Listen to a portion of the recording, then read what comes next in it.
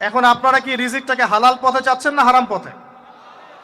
যদি হালাল পথে চান ওই অ্যামাউন্ট অফ রিজিকই পাবেন, যদি হারাম পথে চান ওই রিজিকই পাবেন, এর বাইরে যাবে না রিজিক। যাবে যাহলে সবর করেন, আল্লাহ পাক হালাল পথেই রিজিক দিবে ইনশাআল্লাহ।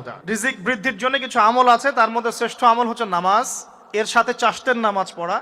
চাশত মানে সালাতুদ দুহা, এর আগে ইশরাকের নামাজ আছে। রিজিক বৃদ্ধির জন্য আত্মীয়তার সম্পর্ক বজায় রাখতে হয়, আত্মীয়তার সম্পর্ক বজায় রাখলে রিজিক প্রশস্ত হবে। বেশি বেশি যে আল্লাহ জিকির করে এবং কোরআন তেলাওয়াত করে তার রিজিক বাড়ে আলহামদুলিল্লাহ, এবং যে আল্লাহর রাস্তায় খরচ করে তার রিজিক বাড়ে ইনশাআল্লাহ। এই রিজিক বাড়ার কিছু পলিসি আছে। সবচেয়ে শ্রেষ্ঠটা হচ্ছে নামাজ, আল্লাহর জিকির তেলাওয়াত। এরপর আমলের মধ্যে আত্মীয়তার সম্পর্ক বজায় রাখা। নবীজি বলছেন কেউ যদি চায় যে তার রিজিকটা লম্বা হোক, হায়াতটা লম্বা হোক, সে যেন আত্মীয়তার সম্পর্ক বজায় রাখে। আত্মীয়তার সম্পর্ক এখন আস্তে আস্তে নষ্ট হয়ে যাচ্ছে না? খেয়াল করে দেখেন, আত্মীয়তার সম্পর্ক আপনি বজায় রাখবেন। মনে রাখবেন, আমি বারবার একটা কথা বলেছি আপনাদের ওয়াজ মাহফিলে, যে পৃথিবীতে যে কাজই করবেন আল্লাহর সন্তুষ্টির জন্য করবেন। আমল আল্লাহর কাছে কবুল হয় না। আল্লাহ পাক আমাদের সবাইকে হালাল রিজিকের ব্যবস্থা করে দিন এবং রিজিকটাকে প্রশস্ত করুন, আমিন। তো রিজিক লেখা হয়ে গেছে। 3 নাম্বার লেখা হয়ে গেছে এ ব্যক্তি কি কি কাজ করবে দুনিয়ায়, এ ব্যক্তি দুনিয়ায় কি কি কাজ করবে সব লেখা হয়ে গেছে। এখন যদি একটা চোর বলে যে আল্লাহ পাক আমার তাকদিরে লিখেছিলেন যে আমি চুরি করব, তাই আমি চুরি করেছি। এখন যদি একজন ধর্ষক বলে আল্লাহ আমার তাকদিরে লিখেছিল যে আমি ধর্ষণ করব, তাই ধর্ষণ করেছি। এখন যদি যারা এই জনগণের কিছু সম্পদ আত্মসাৎ করে খেয়ে ফেলছে তারা যদি বলে আল্লাহ তাকদিরে লিখছিলেন জন্যই দুর্নীতি করেছি, তাহলে কথাটা কি হবে? গ্রহণযোগ্য হবে? এখন যদি দলিল দেয় তাকদিরে তো লেখা ছিল। এই আকীদাটার নাম হচ্ছে জাবারিয়া আকীদা। কি আকীদা? জাবারিয়া। এমন একজন ব্যক্তি উমর রাদিয়াল্লাহু আনহুর দরবারে এসেছিল, চোর চুরি করেছে, ধরা পড়েছে। উমর রাদিয়াল্লাহু আনহু বলেছেন হাত কেটে ফেলো। তখন সে বলছে যে আমার হাত তো কাটা যাবে না, কেন? আল্লাহ পাক তাকদিরে লিখেছেন আমি চুরি করব, তাই চুরি করেছি। তো উমর রাদিয়াল্লাহু আনহুর সামনে এই কথাটা বলেছে। আর উমর রাদিয়াল্লাহু আনহু কি বিচক্ষণ মানুষ ছিলেন না বোকাশোকা ছিলেন? বলেন, তার মতো শাসক পাওয়া যাবে? আমাদের দায়িত্ব পরিস্থিতি বুঝে দিন ধরে রাখা, আমল করা এবং মানুষকে দিনের দিকে আহ্বান করা। আমরা যদি দায়িত্ব পালন না করি তাহলে কি হবে? আল্লাহ পাক আমাদেরকে সরিয়ে দিয়ে নতুন কওম নিয়ে আসবেন। আল্লাহ পাক সূরা মুহাম্মাদে বলেছেন ওয়া ইন তাতাওয়াল্লাউ, তোমরা যদি মুখ ফিরিয়ে নাও, ইয়াস্তাবদিল কওমান গায়রাকুম, আল্লাহ পাক নতুন কওমকে তোমাদের জায়গায় স্থলাভিষিক্ত করবেন। সুম্মা লা ইয়াকুনু আমসালাকুম, তারা তোমাদের মতো হবে না, মানে আমাদের মতো অপদার্থ হবে না। উম্মার বিজয়ের শর্ত কি?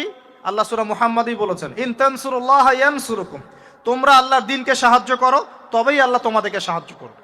ওয়া ইউসাব্বিত আকদামাকুম, তোমাদের পা আল্লাহ দৃঢ় করে রাখবেন। আমরা আল্লাহকে সাহায্য না করলে আল্লাহ পাক আমাদেরকে সাহায্য করবেন না, সিম্পল। আল্লাহ পাক সূরা রা'দের মধ্যে বলছেন ইন্নাল্লাহা লা ইউগাইয়িরু মা বিকওমিন হাত্তা ইউগাইয়িরু মা বিআনফুসিহিম, আল্লাহ পাক কোন কওমের অবস্থা ততক্ষণ পরিবর্তন করেন না যতক্ষণ না সেই কওম তার নিজের অবস্থার পরিবর্তনের চেষ্টা করে। তাহলে আমাদের পরিবর্তন কেন হচ্ছে না? কারণ আমরা নামাজ ছেড়ে দিয়েছি। 90% মুসলিমের দেশে কত পার্সেন্ট নামাজ পড়ে চিন্তা করে দেখবেন। আমরা কোরআন ছেড়ে দিয়েছি। 90% মুসলিমের দেশে কত পার্সেন্ট বিশুদ্ধ করে কোরআন তেলাওয়াত করতে পারে একটু খোঁজ নিয়ে দেখবেন। কোরআন শুমারি করে দেখেন, নামাজ শুমারি করে দেখেন, তাহলে বুঝতে পারবেন।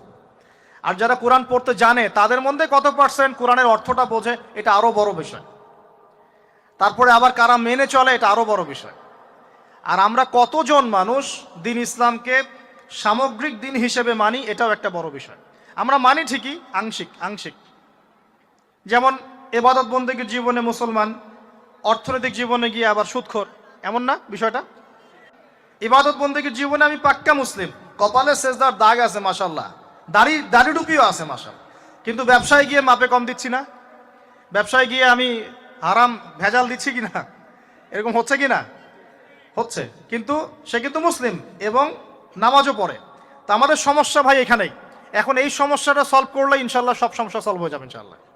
সমস্যাটা কি? আমরা ইসলামটাকে আংশিকভাবে মানি, পরিপূর্ণ জীবনে ইসলাম বাস্তবায়ন করতে পারছি না। আমি আপনি হয়তো কেউই পারছি না। ফখর করলে বলার নাই যে আমি খুব পারছি, আসলে আমিও পারছি না। কারণ এই যুগে এটা পারাটা খুব ডিফিকাল্ট। এই যুগে পারাটা কি খুবই কঠিন, কিন্তু এটাই তো এই যুগের চ্যালেঞ্জ।